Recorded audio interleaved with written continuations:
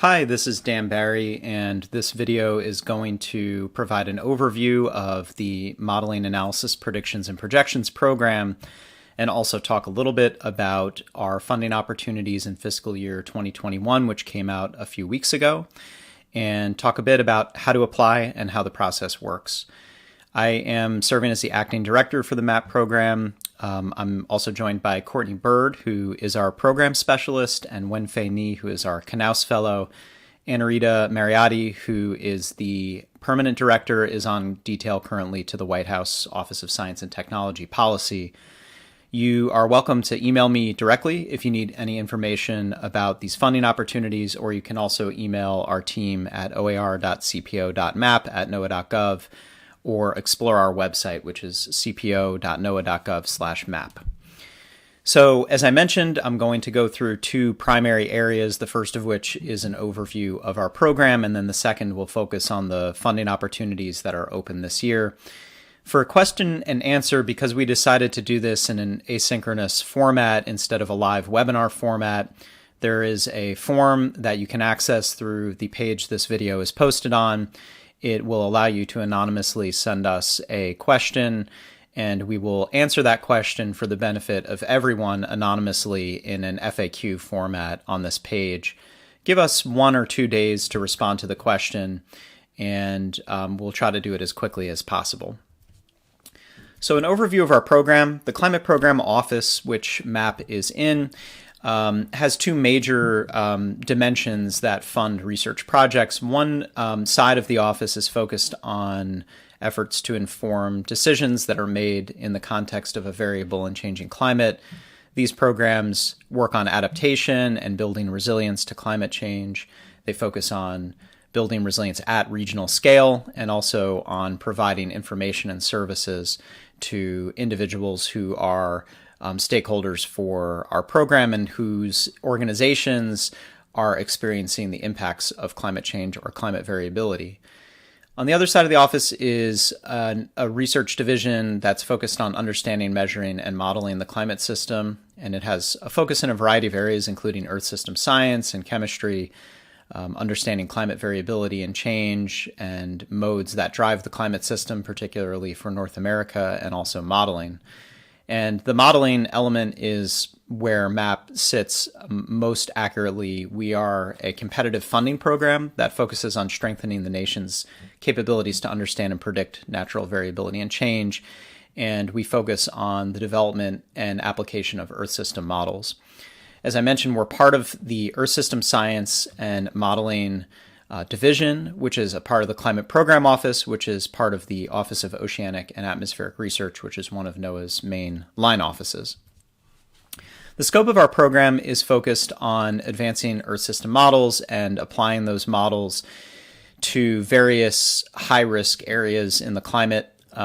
We support research projects, we support transition to applications in a variety of different ways, and also engagement activities in the community and trying to engage the federal modeling community, especially in NOAA, with the external community at various other agencies, at universities, and in the private sector. And we try to advance the use and application of climate models for various problems in the Earth and climate system.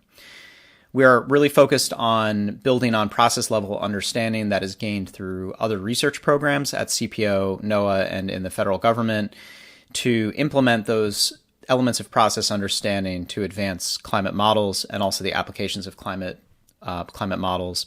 So we do some work in the space of the National Climate Assessment. We have a very strong partnership with the National Integrated Drought Information System Program, and also with the regional RESA program as well, which is another CPO program. And our goal is to serve as an extension agent for the agency. So we have many great scientists in the agency who are eager to work with the external community, and we provide a facility for that to happen and to bring the breadth and enormous capabilities of the non-NOAA community into NOAA to help advance NOAA's mission. We partner with a variety of programs throughout CPO and across the federal government, including programs in our division, the drought program that I mentioned earlier. We partner a lot with fisheries. We're exploring partnerships with the Ocean Service at NOAA. and we partner with other federal programs such as programs in the Department of Energy's Office of Science and also the MAPP program at NASA. And we've worked with a variety of different centers and outcome-oriented groups throughout the federal government and NOAA, for example, the National Centers for Environmental Prediction, the National Centers for Environmental Information. We work with US GCRP programs and agencies. We work with US CLIVAR extensively, and also with global research programs as well. We are trying to advance the mission of the line offices, as I mentioned, and their stakeholder needs increasingly, and how Earth system and climate models may be applied to fill the needs of those line offices and their stakeholders. We have a pretty broad funding footprint. The budget of the MAPP program is a little bit over $10 million per year, and we fund research at universities and institutions across the country. This is a map of the ongoing awards that we are currently funding in fiscal year 20, and shows the universities across the country that are funded through those awards.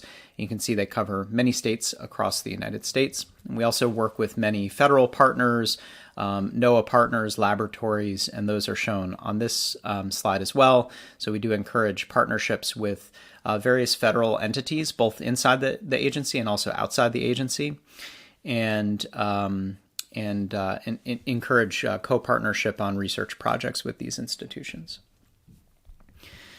We support projects that are meant to advance NOAA's mission.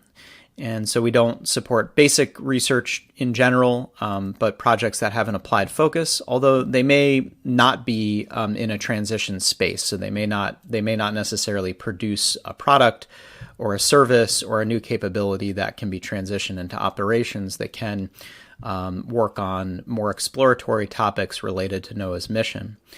And we work in the context of this research funnel that's shown on the screen here, where many projects operate at different levels of readiness to transition to operations in the MAPP program. So some projects may be more exploratory, some projects may actually result in a transition to a laboratory or an operational center at NOAA.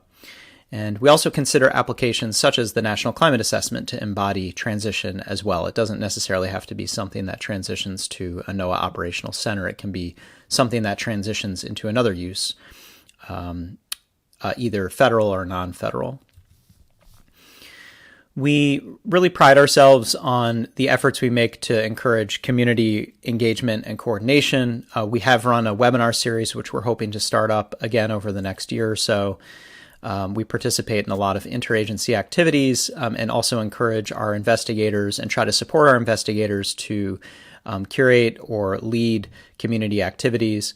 MAPP Program Management has led and pioneered a U.S. Climate Modeling Summit, which is a meeting of all of the major U.S. climate modeling centers for the last 6 years. And also, as an example of a PI organized activity, there was recently a write-a-thon that our CMIP 6 task force organized and held virtually to advance research and paper writing in a number of different areas focused on the National Climate Assessment. We issue a program newsletter roughly quarterly that talks about some of the accomplishments coming out of the funded projects. And we also organize task forces that help bring together investigators in a variety of research areas, and I'll talk a little bit more about that later. These are our 4 primary current research focus areas. We are focused on climate analysis and monitoring. This also can involve reanalysis, and we've funded reanalysis efforts in the past. We fund the development of climate and Earth system models, principally working with the Geophysical Fluid Dynamics Laboratory at NOAA. We fund the application of models and model data in a variety of applied areas, including a significant focus on drought and marine science, particularly marine ecosystems, but other applications as well. And we fund work on climate projections to develop climate projections, usually leveraging NOAA models, but also especially the Coupled Model Intercomparison Project. In particular, there are quite a few projects that we're funding currently that are focused on CMIP 6. I've mentioned the task force model, and this is a way to organize investigators that we fund in a particular research area. And these are some examples of ongoing or recent task forces in these areas. We had a climate reanalysis task force under the analysis and monitoring element.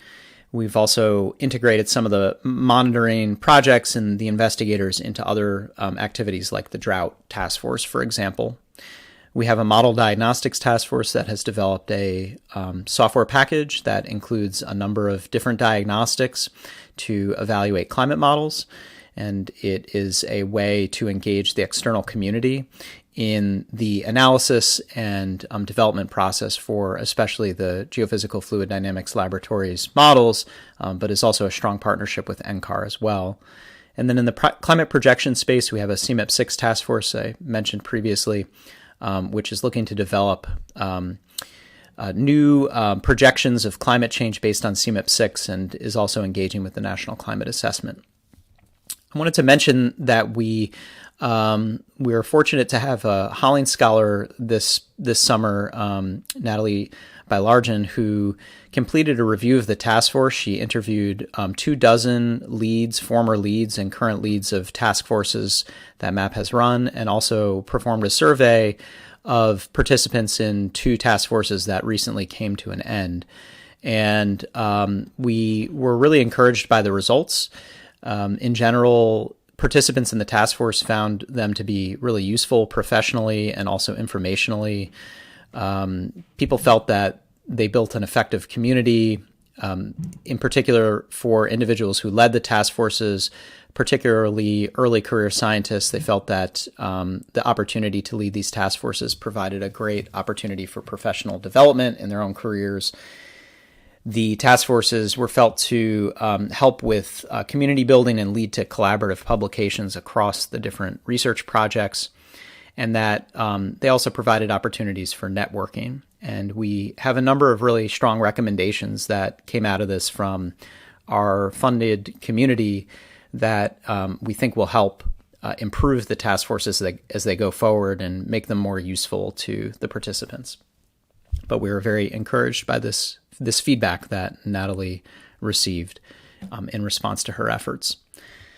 These are some details on the program, some of the things that come out of the program. We are usually funding on average about 100 PIs across all of our projects, working on usually 70 to 100 projects, depending upon the annual funding level and the size of the projects. The investigators are usually very productive, producing 200 or more papers per year. And task forces and other groups will organize special issues or collections and journals, which provide a framework for publications in a particular research area. Each year, we can mark up several transitions that happen from the research projects into different operational or applied spaces. We do a lot of communication and outreach. The webinar series I've mentioned previously, which we're attempting to restart hopefully in the next year, and also our newsletter.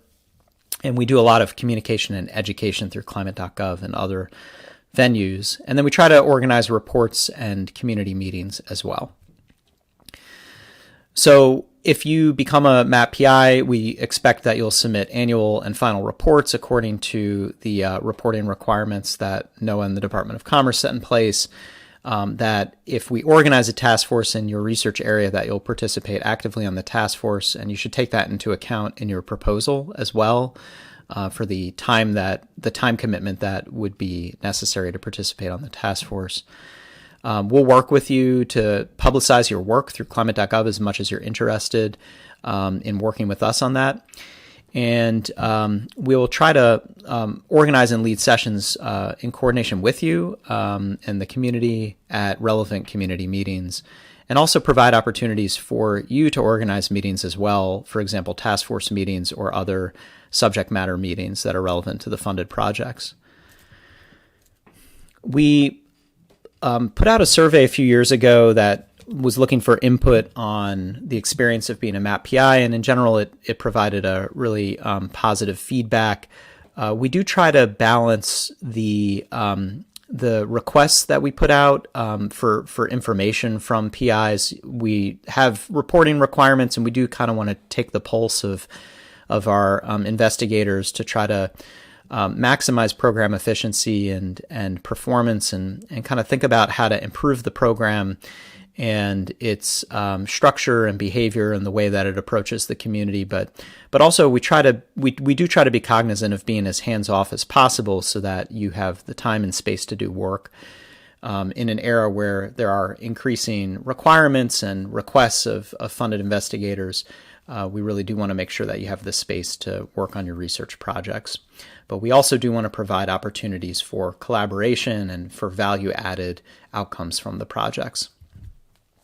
So switching now to our grant competitions in fiscal year 2021, we published an FFO. The whole office CPO publishes an omnibus FFO each year, or NOFO, Notice of Federal Funding Opportunity.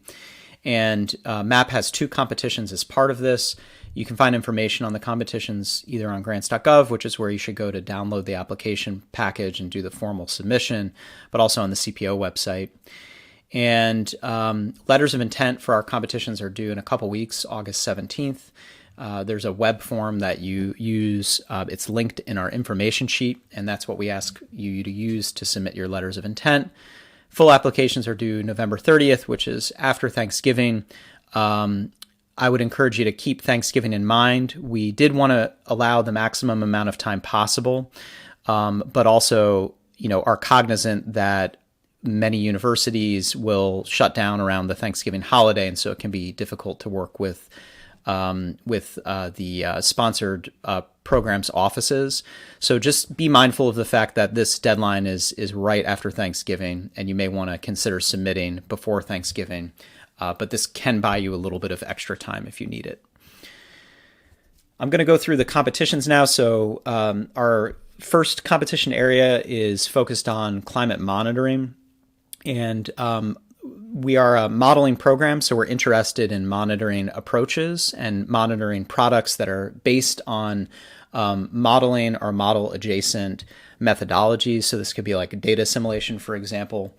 And new monitoring products can envision working with an operational center or another venue where the monitoring product may be maintained over time and available to the public. So this could also happen through laboratories as well. And we encourage partnerships with NOAA facilities on these projects.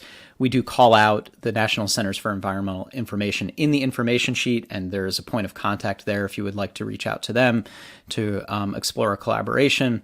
But these monitoring products can be based on model or model-adjacent techniques or on data that is produced or synthesized through a model. So reanalysis is an example of this. We encourage, for example, use of the 20th century reanalysis, which just had a new version released over the last year. And we are interested in seeing projects that align with these emerging climate program office risk areas. So in particular, projects that are focused on extreme heat, on hydroclimate and water resources, which can focus on drought or dry conditions, but also especially on pluvial conditions. And then on coastal inundation, we encourage projects that are focused on those areas, and also projects that are just generically working on new monitoring approaches as well. The projects can propose for up to 3 years at a funding limit of up to $150,000 per year, and I'm the responsible program manager for this competition, so you can send questions to me. Competition 2 is focused on model diagnostics. This is envisioned to be a continuation of our model diagnostics task force effort, which would enter its 3rd iteration with this investment. And we would like to see further development of the diagnostic framework. There are some gaps in the framework currently, particularly in ocean systems. There are very few diagnostics focused on ocean processes and coupled ocean-atmosphere processes. There are almost no diagnostics focused on atmospheric chemistry at the moment, and few on land surface and ecosystem processes. But if you can identify your own gap in the diagnostic framework, could be in any of the various systems in the Earth system, feel free to submit a LOI or a proposal. We just wanted to highlight these particular process areas as being very significant gaps, but we do welcome diagnostics that fill other gaps as well. And I encourage you to follow the link in the information sheet and see the website on GFDL's website that talks about the diagnostic package and the diagnostics that are currently in the package or are under development.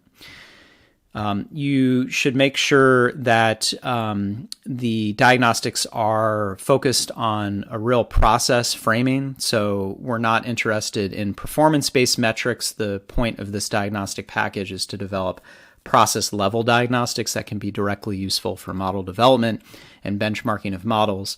And you can look at the diagnostics that are already in the package as an example of what we mean by process-level diagnostics or process-oriented diagnostics. And in addition, you can also think about focusing diagnostics towards use cases as well, or climate risk areas that I mentioned on the monitoring competition slide. So some examples of those are marine conditions in the near coastal region, including ecosystems, extreme heat, water resources, and coastal inundation, as topics that the diagnostics you propose may be relevant to. We're not submitting risk or impact-oriented diagnostics, but some of the diagnostics that you may think of can be framed to be relevant to some of these risk areas. And you should plan on developing and delivering diagnostics and have a clear sense of the type of diagnostics that you would develop over the course of your project and contribute to the framework. These projects can be up to a level of $180,000 per year for 3 years if you're submitting a type 1 project, which is the most common type of submission we would expect. We are also soliciting a team proposal which would develop diagnostics but also lead the task force in the software activity in coordination with GFDL and NCAR, and that can propose for up to $750,000 per year for 3 years as well. And I am also the competition manager for this solicitation, so send any questions to me. The rest of the slides are going to go through the process of applying and what that looks like if you have not been through the CPO process before. So we evaluate proposals according to 4 criteria. There are 2 panels that evaluate these criteria. The stage 1 panel is a peer review panel, and it evaluates the scientific and technical merit of the proposed work, the qualifications of the team proposing the work, and the appropriateness of the budget. So please try to calibrate your budget according to the amount of work that you're proposing. If you propose too much work for too little resources or too few resources, that is as problematic as proposing too much work for too little resources. So you want it to be calibrated appropriately to the work that you're proposing. After the stage 1 panel reviews the proposals, they are then passed along to a stage 2 panel if they score above a 3 out of 5. And that panel evaluates the relevance to the program and NOAA, and there are some other parameters of relevance that are noted in the funding opportunity language as well.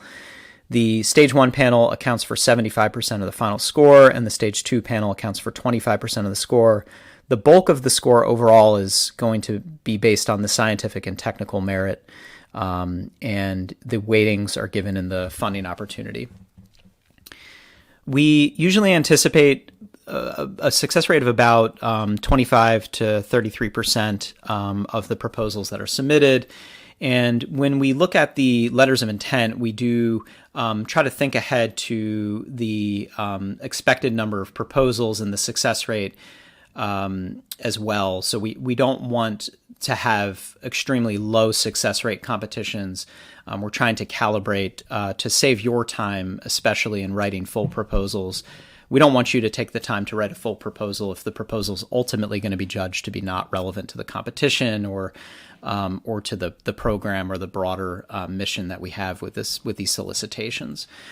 So the letter of intent stage is really intended to help provide you with a sense of whether there's a general possibility of success for the proposals. And I'll talk about the LOIs a little bit more. So we encourage you to go to grants.gov to download the application package. That's where the formal submission takes place, but the information sheets for these competitions are only available on the CPO website, so you should definitely go there. To be clear, you need to look at both the funding opportunity as well as the information sheets. The information sheets are much more detailed and lengthy and include more description of the expectations for the competition. So they're really the key place that you need to go to align your proposal and your LOI with the goals of the competition. The funding opportunity is where you should go to learn more about the parameters of how to apply and the expectations for LOIs and full proposals. For the letter of intent process, as I mentioned, the purpose is for us to provide general feedback. We're not evaluating scientific merit in this process, but more whether the general shape of your idea seems to comport with our intentions behind the competition, and to save you time from writing a proposal that's not going to be found to be relevant. We really want to help you be as efficient as possible in your pursuit of federal resources through this LOI process. So it's really intended to help you and maximize your time benefit. The LOI should be no more than 2 pages in length, and you should identify which competition you're anticipating applying to, put a tentative project title in there, who you think is going to be involved, a brief statement of the problem, and a summary of the work that you would complete, an estimated cost for the project. This does not have to go through your funding office. This can be just ballpark, what you think the cost will be, and then how you think it's relevant to the competition based on your review of the information sheet. We have a link in our information sheet to enable faster submission of the file. You do have to have a Google account to submit this, so you might be able to use your university account if it's enabled with Google, with the Google Suite, or a personal Gmail account. If you're not comfortable for whatever reason using a Google account, you can email them to us. Our preference is that you submit them via the form because it just makes everything a lot easier for us in the review process. But we are not forcing you to use Google to submit the letters of intent. We evaluate the LOIs and will provide one of 3 types of feedback to you. We'll either fully encourage a proposal from you based on what you stated in the LOI.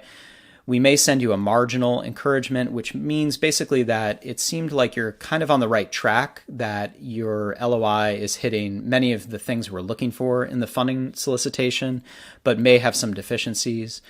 Or the third type of response will be a discouragement, that we don't think, based on the LOI, that the idea seems relevant to the goals of the competition. We will try to send you our LOI response no later than September 14th so that you have a maximum amount of time to write the proposal. If we can send a response before then, we will definitely do that because we want you to have the bulk of the time to write a proposal. We, as I mentioned, don't evaluate scientific merit, and our response is going to be very simple. It's going to be kind of a generic encourage, marginal, or discourage response.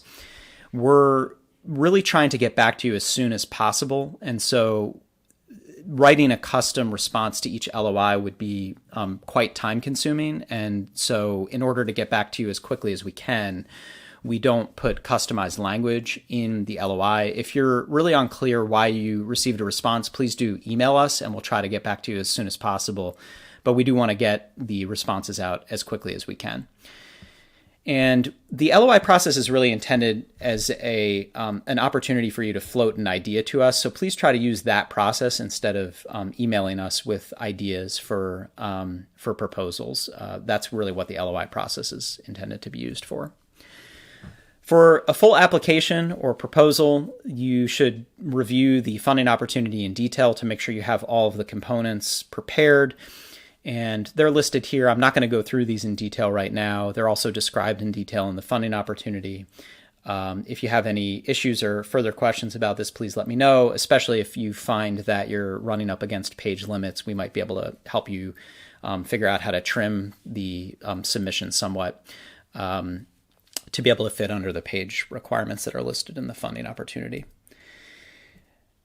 In general, for both of the competitions, you should make sure that you're clear which competition you're targeting in both the LOI and the proposal.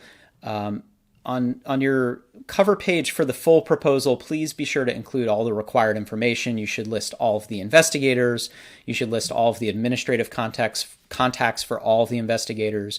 You should list the funding request for each institution for each fiscal year and the total for each institution on the front page of the proposal. And please make sure to check those numbers and make sure that they align with the numbers in your formal budget forms. We find that there are often discrepancies between the cover page and the funding forms, and this can lead to problems if your proposal is selected for funding. In general, Diane Brown is responsible for the funding opportunity, and any kind of general questions about it you should direct towards her. For the MAPP program, we do have some high-performance computing resources on NOAA's Climate Computer. I will say it is not easy to access this computer. You essentially need to be brought on board as a NOAA affiliate and go through a background check. It is not possible to bring foreign nationals onto the computing within the timescale of a funded project. The security process just takes too long. But we do encourage you to request high-performance computing if it'll help and you have some experience with using HPC. We certainly do like to make these resources available, and we will work to get you through the process, the background and security and onboarding process. It is just not an easy process. It is not, these resources are really intended mostly for internal NOAA projects. And so there isn't a really robust process of bringing aboard external investigators on the computing, but we can and will do it. We have funded investigators who are currently using the NOAA supercomputer. So please don't feel discouraged, but just know that it's not the easiest process. And then there are federal requirements about making data and results accessible to the public. There is data information on a data sharing plan in the information sheet and the funding opportunity, and you should make sure to have a plan for that in your proposal. So in terms of questions and answers in response to this presentation, we have access to a form on the website this is posted on that will enable you to anonymously ask us questions, and we will respond to those without attribution on this page. We'll try to get back to those answers. We'll try to provide answers within 1 or 2 days of the question being asked, and provide feedback for the general community to be able to see the response to those questions, since probably more than one person has the same question as you. So we look forward to hearing from you. I hope that you'll submit an LOI. We really would love to work with you over the next few years on a funded project. And please don't hesitate to reach out through this Q&A process or to our program staff or to me personally as well if you have questions. Thank you.